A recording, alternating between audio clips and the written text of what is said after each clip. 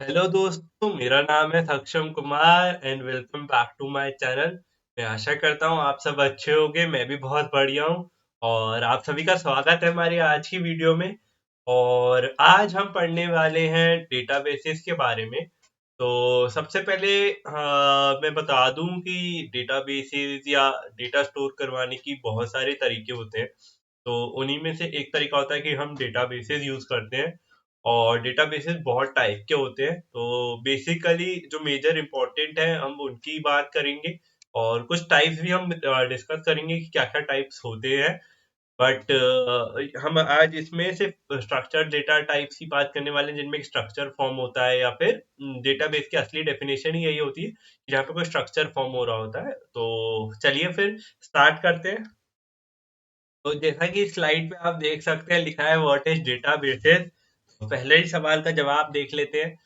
तो database is a systematic collection of data that supports electronic storage, manipulation of data, and database make management easy।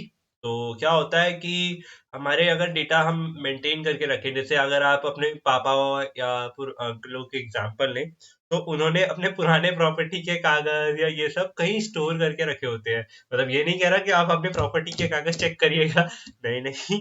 But हाँ, आप देखते हो कि हर कोई अपने पेपर्स या कहीं एक स्पेशली आपने भी अपनी डिग्रीज या जो भी आपके पास वैल्यूएबल आइटम्स होते हैं जो पेपर्स में, वो आप एक जगह स्टोर करके रखते हो। वैसे ही हमें कंपनीज या अपना डेटा स्टोर करके रखना पड़ता है, तो उसके लिए हम फोल्डर्स बनाते हैं अपने लैपटॉप्स में। वैसे ही कंपनीज क्या होती है, एक सर्वर बनाती हैं या डेटाबेसेस बनाती हैं, स्टोरेजेस यूज करती हैं। जैसे कई कंपनीज होती हैं कि अपने ही ऑफिस में ही एक सर्वर बना लेती हैं, सर्वर रूम रहता है।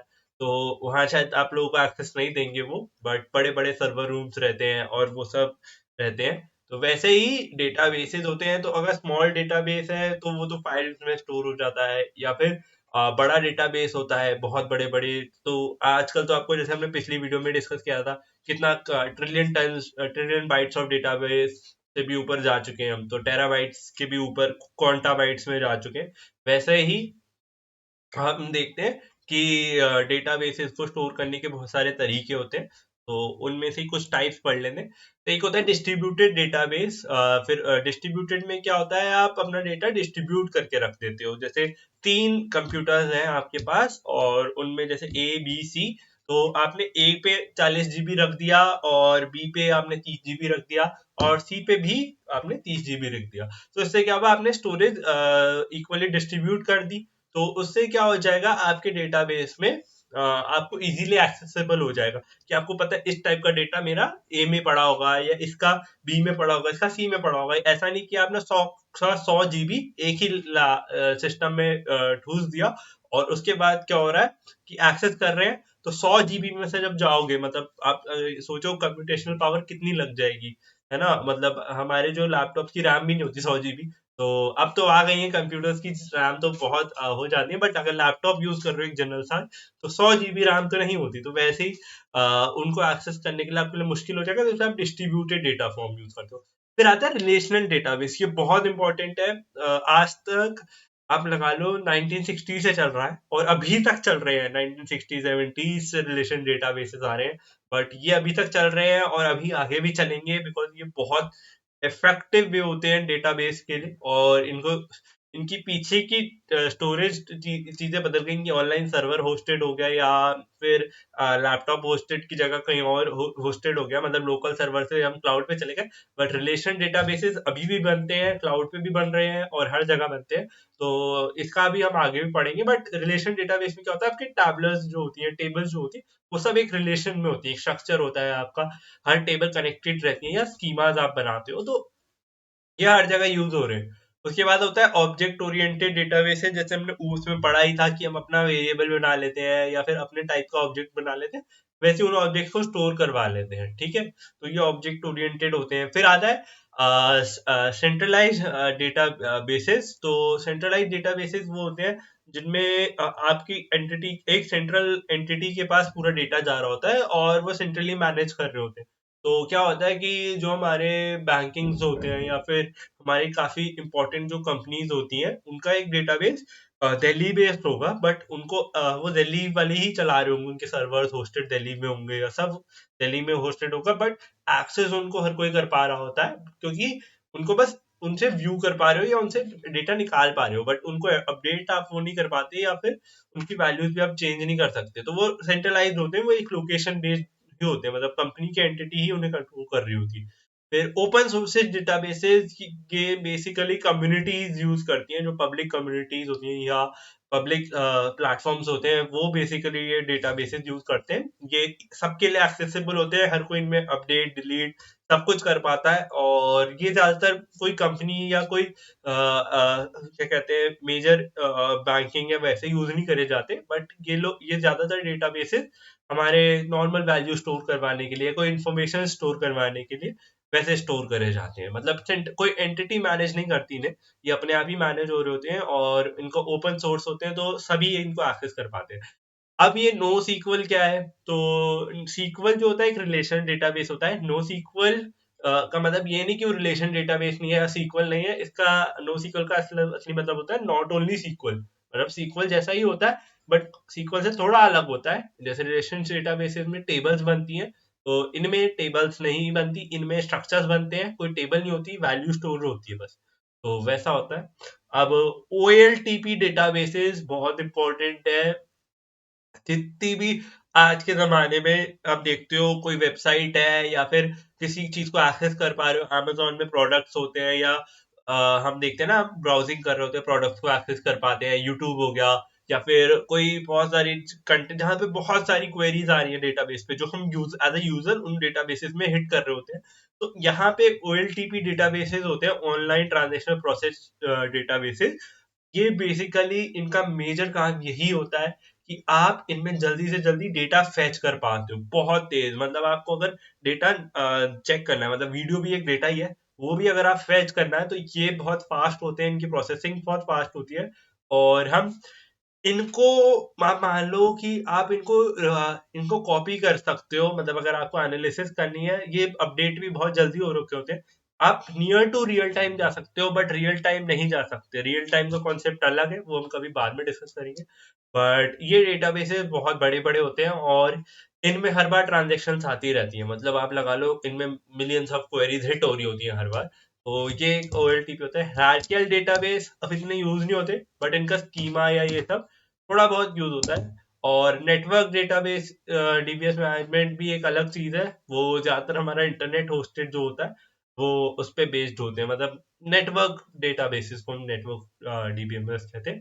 अब बात कर लेते हैं सबसे इम्पोर्टेंट जो रिलेशन डेटाबेस होते हैं, मतलब बेसिकली ये क्या करते हैं कि हमारे इनमें ना रिलेशंस होते हैं, स्कीमा होता है। जैसे अगर हम ऑनलाइन सर्च भी करें ना, जरा एक बार गूगल करके दिखाता हूँ आपको ना, मैंने इसमें डाला नहीं है, बट कुछ चीज दिखाऊंगा।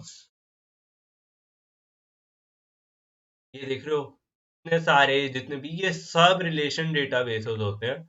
और रिलेशन डेटाबेस का मेजर इंपॉर्टेंस ही यही होता है कि आप देख रहे हो ऐसे टेबल्स बनती हैं, और हर टेबल से ना एक रिलेशन बन रहे होते हैं। तो इसीलिए जैसे ये एक एग्जांपल है छोटा सा, कि ये एक टेबल होगी जिसमें आईडी रेटिंग यूजर आईडी होगी, और आईडी से और यूजर आईडी में मतलब कनेक्शन है, ठीक है। इससे आप क्या कर पाते हो, ऐसे आप इजीली एक्सेस कर पाते हो अपने डेटा को, छोटी छोटी टेबल से वो कनेक्शन हो जाता है उनके भी, इसीलिए इन्हें रिलेशनल डेटाबेस कहते हैं। और सीक्वल की जो स्टार्टिंग हुई थी ना, आप देखोगे अगर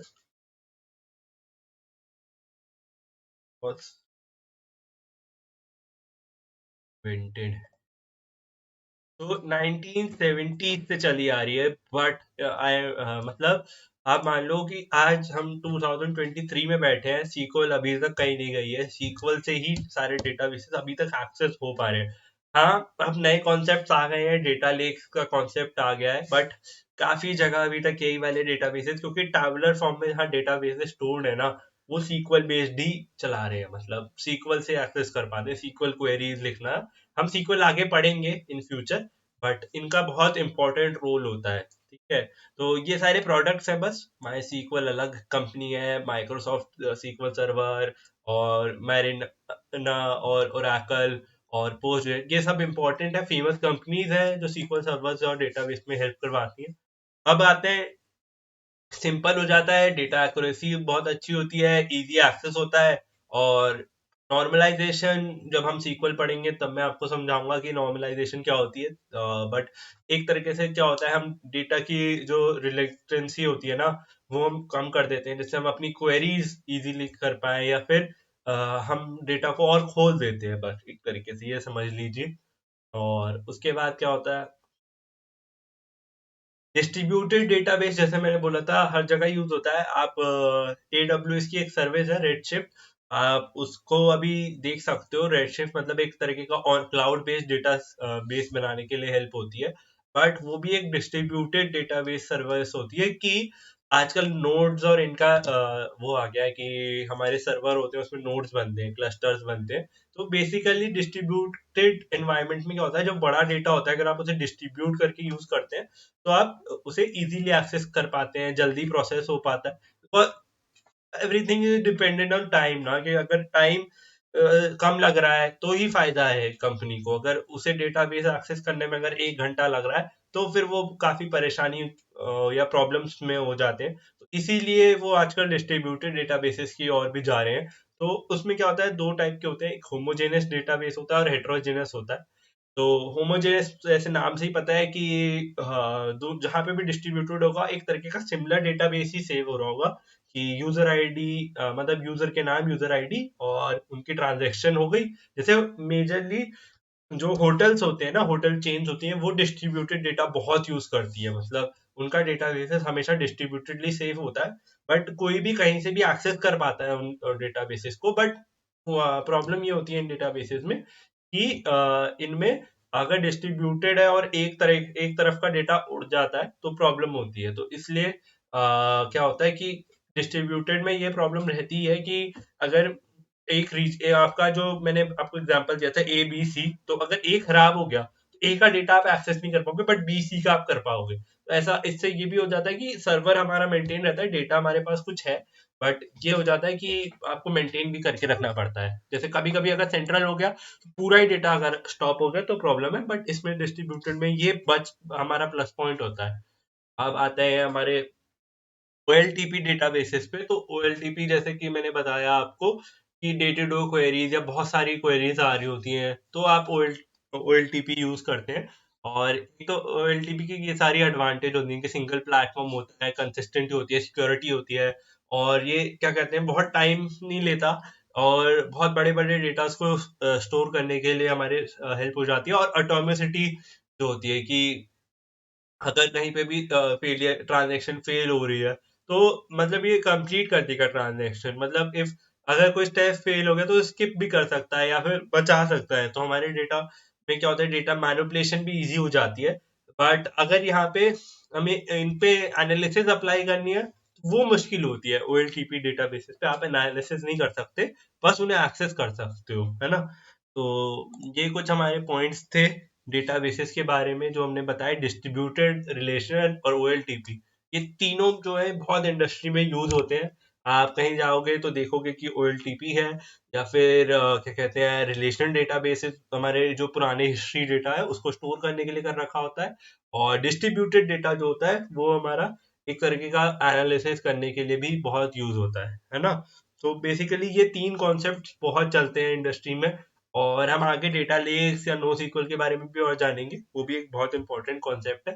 बट मैं आशा मैं आशा करता हूँ आपको ये वीडियो पसंद आया होगा, और आपको डेटाबेसेस के बारे में एक थोड़ी सी नॉलेज मिली होगी कि डेटाबेसेस क्या होते हैं, और किस किस टाइप के डेटाबेसेस या क्या कॉन्सेप्ट्स पे डेटाबेसेस चल रहे हैं, तीन डेटाबेसेस जो हमने बताए। और अगली वीडियो हमारी यहाँ उसमें हमें करनी है, वो हम आज या कल में आ जाएगी, जिसमें हम इनकैप्सुलेशन पढ़ने वाले हैं। तो चलिए फिर मिलते हैं अगली वीडियो में।